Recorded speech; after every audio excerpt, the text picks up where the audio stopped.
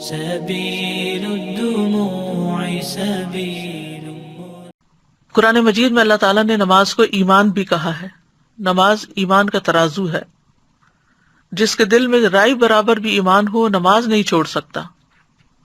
نماز بندے اور رب کے درمیان ایک تعلق کی علامت ہے اور یہ تعلق نمازوں کے ساتھ مضبوط ہوتا چلا جاتا ہے.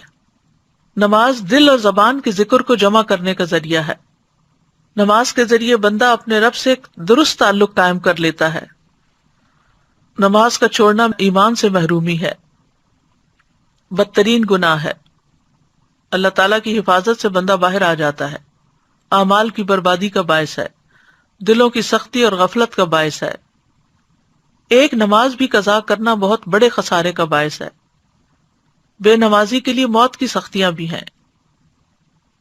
نماز چھوڑنا اہل جہنم کی صفت ہے. جب ان سے پوچھا جائے گا ما سلککم فی سقر قالوا لم نک من المصلین، جنت والے جہنم والوں سے پوچھیں گے تمہیں کیا چیز دوزخ میں لے گئی؟